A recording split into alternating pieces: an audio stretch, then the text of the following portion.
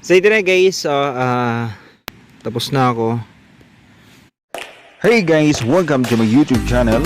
This is Elmer Mangkao, isang maliit na magsasaka ng Pinas. Kung gusto mo ang ganitong klase mga video, ako'y humihingi ng pabor sa iyo na mag-subscribe sa aking YouTube channel at i-click ang notification bell para updated ka. Hello mga kasaka, isang panibagong araw na naman. And gagawin ko dito mga kasaka, sa aking bukid na naman ay mag-harvest ako ng kukunting iilang sitaw, no. So dito ako part sa may kamatis ngayon. And kaninang umaga ay nag-spray ako ng herbicide doon sa pagtataniman ko ng sili, no, nung pinakita ko nung last video, yung nilagyan ko ng bandila, no, para tandaan na na-sprayhan ng herbicide para sa mga hayop, kung sino man yung maglalagay ng kalabaw or kambing, kung ano man, baka hindi po makakain yung kanilang alaga doon. So ngayon kakarating ko lang dito sa sakahan, and guys, papakita ko lang din sa inyo yung bunga ng ating kamatis, ano. Kasaka, ito na yung situation dito sa aking kamatis ngayon. Ayan, so far so good pa naman. Ayan yung mga bunga, no. Papakita sa inyo mga kasaka. So ito yung bunga niya. So ito yung unang bunga. Ayan, ganyan kalaki siya. Kita mo yung kamay ko, medyo malaki yung kamay ko, pero ayan, ganyan yung bunga niya. Yan yung mga bulaklak na rin, ano, pasunod-sunod. So yung balag natin ay naabot na. Yan, yung mga bunga na siya. Medyo ano na siya yung bunga, tawag nito, makinis na kumbaga. So magulang na yan pag ganyan. Yan. So ito, ang laki nito. Sa personal, mga kasaka, ang laki talaga. So kita mo yung bilog niya. Parang tingnan mo yung palad ko. Yan. Compare mo, tatlong daliri. Compare mo yung tatlong daliri sa kanya. So ganyan yung circle na. Yan. So natapos ko na rin nag-twine to mga kasaka, pero need pang dagdagan yung ating twine. So naka third layer tayo. First, second, and third, no? So dadagdag pa siguro tayo kasi nga tingnan natin na. Sa third na part, ganyan naman siya kahaba yung excess niya, no?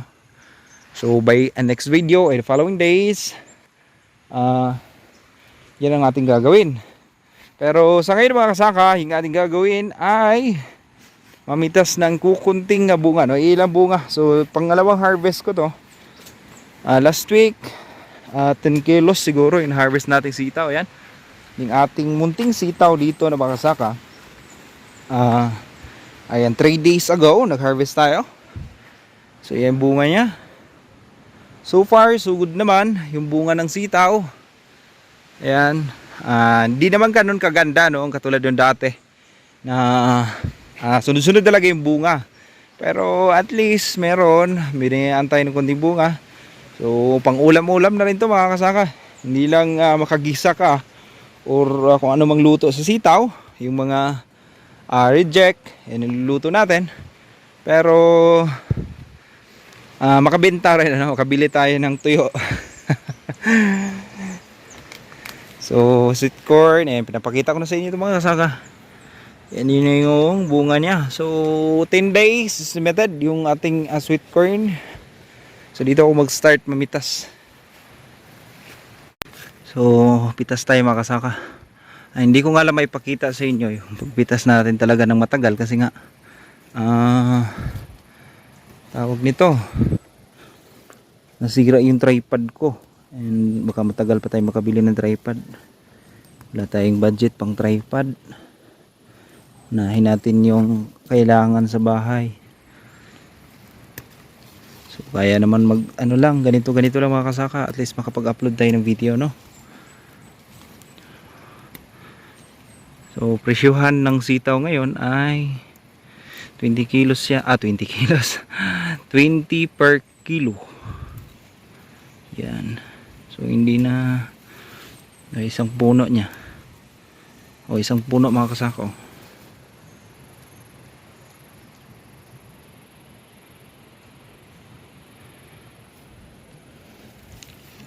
Lagay ko lang muna dyan kasi may hawak tayong cellphone.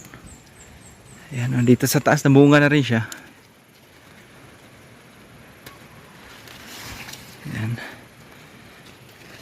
Sana magtagal, no, kasing tagal nung first tanim natin ng sitaw kasi nga medyo okay yung first na tanim natin. Medyo nagtagal siya. Actually mga kasaka, kakatapos lang talaga, no. Nung last harvest ko nung sitaw natin doon sa kabila, nag-start na rin. First harvest dito. So, tama lang. Kahit papaano wala tayong bakante or tuloy-tuloy talaga. No? So, sana ganun yung ating tactics na ginagawa din. Na hindi tayo matambay ng harvest kasi nga sa bukid talaga, hirap ng buhay, hirap ng pagkakitaan. So, kahit papaano tuloy-tuloy naman yung ating harvest. Pero tuloy-tuloy din tayo magtanim, no? Pag di tayo magtanim ng pasunod, kahit paunti-unti, ay meron tayong mga harvest. Tapos sa kamatis, baka by next next week na rin or next 10 days estimated kasi makasabay siya sa sweet corn.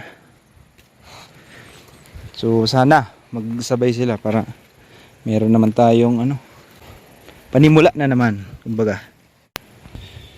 Ito yung nakuha natin sa part na to. Mga ilang puno lang din siya dito. So dito naman kabila. So ito na guys, tapos na ako. Tapos yung pinagbalot natin, ano pa yan, Sara Duterte, yan. Yung ating Vice President. So yung mga kasaka, mga estimated 8 kilos siguro to. So and meron tayong ibang gagawin. So dito ako last na itong part na to. So lipat na naman ako ng gagawin mga kasaka. Next duty mga kasaka, mag-continue ako ng twine dito sa kamatis. Katulad ito mga kasaka. Ito kasi yung pangalawa dito sa part na to. Pangalawang twine niya. Walang partner. So kailangan ko lagyan dito. Yan para tatayo. Ayan, nakahiga na So itong part lang nito, mga 4 na line yata. So ito yung aking gagawin.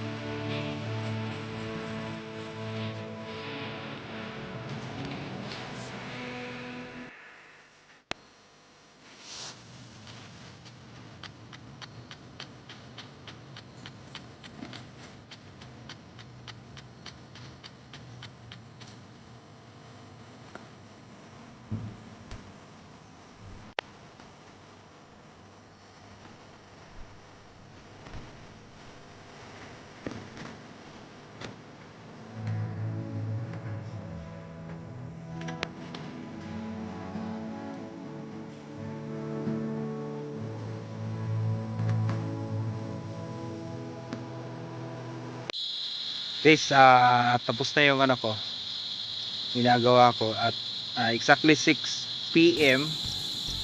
Ayan iba na yung tunog pero maliwanag pa sa camera. So 6 PM na. Tapos uwi na rin ako. Naglalakad pa ng mga 30 minutes. Tapos bibenta ko pa yung sitaw. So ayan, maraming salamat po sa inyong panunood. Sa lahat ng ating mga kaibigang OFW, naway nasa mabuti kayong kalagayan. Until next video guys, maraming salamat po sa inyong lahat, sa lahat na makapanood nitong video na to. Sa mga hindi pa nag-subscribe sa aking YouTube channel, don't forget to subscribe.